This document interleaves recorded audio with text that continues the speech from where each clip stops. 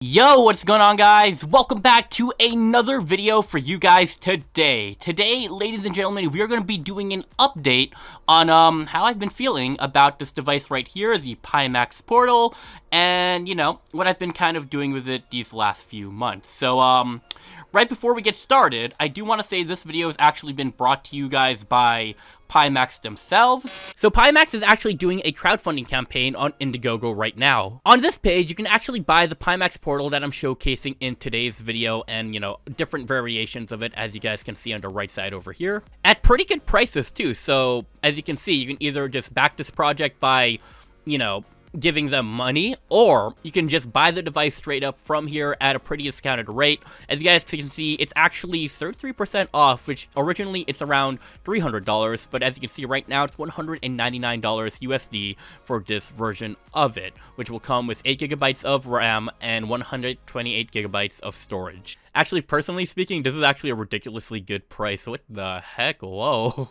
Other options here, you can check out the Indiegogo crowdfunding campaign in the description down below underneath that like button. So feel free to check it out, and let's get back into the video. I do want to preface the rest of this video by saying they did not pay me. No money was exchanged for the purpose of this video. They actually sent me this device right here to keep, as well as a second device I have yet to open that I'm going to be giving to a family member for Christmas. So thank you, Pimax, for that.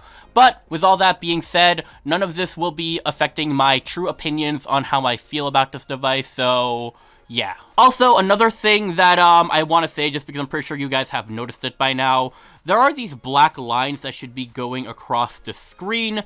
You don't actually see that in person. It's just because the refresh rate on the screen, which I think is a 144 Hz screen, does not match the shutter speed that's on my camera right now. I think if I try to actually match it so you guys don't see the lines, it should look fine. I want to say like this, but if you guys see the movements of my hand and all that, you guys can notice that it can be really blurry, and yeah, so we're gonna turn the shutter speed back to this. So you guys, all you guys need to know is that black line you guys are seeing does not exist in real life. In fact, if I actually mess with the shutter speed more, I can make it look worse than it actually is. So yeah, it's just a camera thing. So okay. I want to show this off before I actually hook this up onto my capture card, so you guys will just see the screen as the footage in about a minute. But, you know, before we get there, I do want to talk about these things right here. The removable controllers, which I feel like is the really cool part about this. They're actually magnetic, so if you want to put them back, yeah, they kind of like snap on. You can take them off easily by doing that, and they're actually really strong. I actually have held this with like one hand, just like this before, while walking around my house, and it just kind of never fell off. So I just want to say the magnetics, you know, a few months later, it still works pretty great. I will say, though, the majority of the time I do just play handheld and all that, just like this, and not really remove the controllers, but it is nice having the option and all of that. So let's actually hook this up onto a capture card so you guys can actually see the footage normally. Okay, so here we are on the capture card. That way you guys don't have to like literally stare at my hands using the controllers at all times. Okay, so I want to start this out with Minecraft because this is a, you know, we mainly post Minecraft on this channel, and I'm going to be honest with you, I'm going to put the specs on screen. I put them on screen in the previous review showcase, but this thing is definitely powerful enough to handle Minecraft. Like, you will literally have zero issue with it. So let's just open up this world, and I'm hoping the capture card picks up everything properly. So building terrain on a world that we've just been kind of working on. And the cool thing with this is games that have controller support enabled with Android apps, because there are actually some Android apps that, you know, just don't have them, like let's say Genshin Impact or Call of Duty Mobile. Yeah, but games that do have them on, the controllers on this thing just kind of map right away and just kind of work. So if you guys have played Minecraft on literally any console, the controls are pretty much the same and all of that. So yeah, I'm trying to actually crouch. Okay, there we go. I forgot how to crouch, guys. So yeah, Minecraft is pretty much no problem. This is kind of a world I've been kind of working on. I feel like if I am going to make any videos specifically on the Pocket Edition version, I might just use this just because I do like, you know, the controls being there. And I think the quality is good, so let me know what you guys think, how the quality looks on here. We're just kind of walking around. And you know what? Let's actually try putting the render distance at its highest. So Settings, where is render distance? I think it's where video is at. And render distance for this specific processor puts this device all the way to, so let's go to 22 chunks. Whoa, that's actually, I don't know what I expected, but definitely it wasn't 22 chunks. Whoa. Okay, you actually see a good amount here, and you know what, let's try going to creative mode. I want to kind of fly in creative mode and see if we can see anything cool, or try some cool tests. Okay, so this is it creating a brand new world, those building terrain and all of that.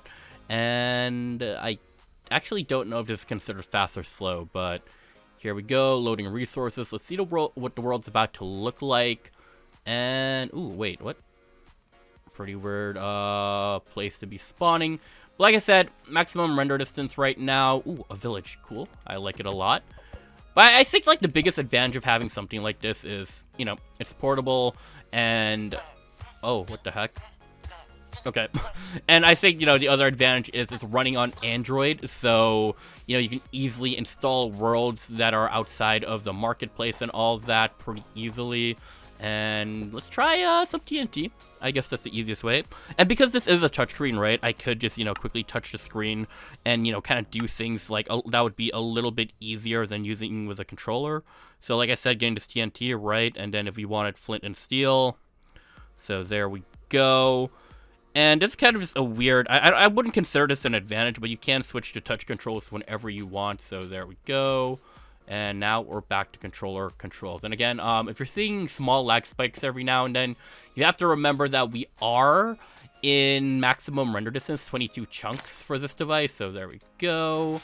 We're just going to see how TNT kind of runs. This is kind of like the unofficial way of testing how well a device is. Just kind of spam TNT everywhere. Okay, there's a bit more TNT now, and I guess we can test to see how this is going to look. So there we go, and okay, you know, personally, I think it's dealing with the TNT pretty great. It didn't really freeze or anything, and that was a pretty good amount of TNT. So, oh, there we go, small lag spike there, but you got to remember, 22 chunks, I'm pretty sure is doing a lot to it. So, yeah, I actually really do like this. But let me show you guys what I actually use this thing for in my free time aside, you know, for Minecraft. I actually love emulating games that I played when I was a lot younger. As someone who grew up in the, you know, 2000s, 2010s, the PSP, the PS2, and the GameCube. I usually do PSP though, so let's go try this out. Alright.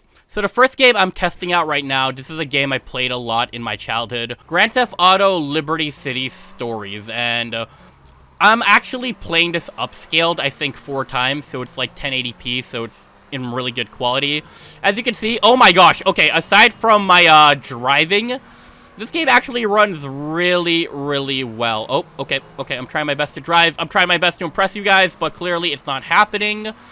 And something I kind of noticed with this that, I never noticed when I was younger, because this is, you know, a pretty powerful device compared to the device it was normally running on back then, which was a PlayStation Portable. The load times for load screens are actually really short. Like, check this out. You see that? Whenever you go to, like, a new area in these games, it would do, like, a load screen like that. But, as you can see, the load screens were pretty much non-existent. Here's another game that I played way back when that I still think actually looks really good today. Daxter. I'm not really going to explain what this game is, but you're basically killing bugs and all that. But, you know, look at it. I don't know. This was just such a fun game back then. And, yeah, I just to be able to, I guess, replay it again now that I'm a lot older on, like, a technically superior device. I don't know. I like this thing. It's actually like an emulation beast. Ooh, this one's a personal favorite of mine. Is this a Naruto fighting game? And this one kind of goes into what I kind of thought I would complain about in the original video, which was the D-pad for fighting games like these. It isn't ideal, but honestly, it wasn't as bad as I thought. So, yeah, look at that. Look at how well this game is actually running.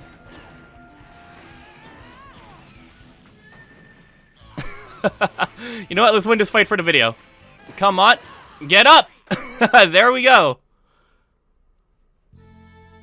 Simple. Okay, this one was actually pretty surprising because I didn't get to test it too much back when I first got it, but the last few weeks, I've actually been enjoying the fact that it can actually emulate PS2 games pretty well. This is a Dragon Ball game, Budokai Tenkaichi 3, I'm pretty sure, but I was honestly surprised how well this ran, so, push-up minigame for the loading game. Come on, how many push-ups can we get? Alright, can we get to 10? Can we get to 10? No, okay, alright. Loaded the game in pretty fast, but there we go. Yep, ready. Alright, come on. Come on. Alright, but yeah, no, I'm just like kind of surprised how well this actually ran. Oh my gosh, okay. Alright, there we go. At least we know it runs well. But yeah, this thing can also emulate GameCube really well, as you guys can see. I'm pretty sure I'm upscaled by a little bit. I actually kind of forgot what I set this to, but, you know, for quick games like Mario Kart, I just love playing stuff like this on here. And we managed to win that too. Yeah, let's go! Alright, so here's a game we actually tried last time in the original review. This is GTA, or Grand Theft Auto Vice City, the normal one. That's the Android app, actually, so this one has full controller support, and it honestly works, like, completely perfectly. I always forget that there are just full Grand Theft Auto games in the Google Play Store, and since they have controller support, a device like this seems like it'd be really fun to play through this game on here. Alright, so now here's a fun one. This is, Genshin Impact, and, okay. So, here's a really weird fun fact about this game. This game's obviously a mobile game, a console game, a computer game, right? And notice how I say console game, right? So normally, you would think this game has controller support, and it does on console, on PC, and on iOS. But, for some reason, not on Android. So normally, you'd think I'm just, you know, kind of, playing with the touch controls, where actually I'm not. I'm actually using controllers, and the way I'm able to do that is this Pimax Portal actually has this cool feature where if I move in from the side, first of all, there's a lot of options here that you know, help you mess with volume, help you mess with the brightness of the screen and all of that. But what we want to mess with here is this thing called Key M, which is key mapping, where you can actually program, you know, controls onto literally any game.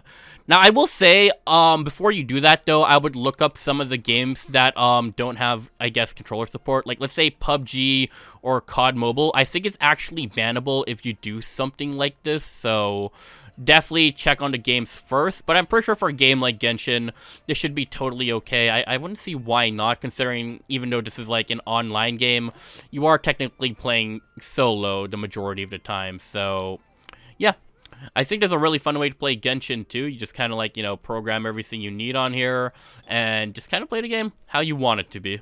Alright, so this is the settings screen, and the reason I want to show you guys this is because I did want to show you guys the display settings. As you guys can see, this is, all the settings you can kind of mess with. You can play up to 4K at 120 Hertz. I usually just do, 1080, 120 Hertz because I don't really play a lot of games that would be in 4K, but this does have a 4K LCD display on it. I think that's the version I have. I think there's a version where there's an OLED, and the reason for that is because, as you guys can see over here, there is a VR mode. I don't have the VR headset, so I haven't been able to test that out, but you can. That's why this is kind of a device where you can remove the controls, is because you can actually turn this into a VR device if you wanted to. But yeah, overall, you know, months later, I kind of just use this thing to kind of, like, play old games from my childhood and all that, and, you know, Android games, obviously, you know, just kind of hang out and just use this thing to kind of just play whatever I want whenever I feel like it. So that's pretty much going to be it for today's video.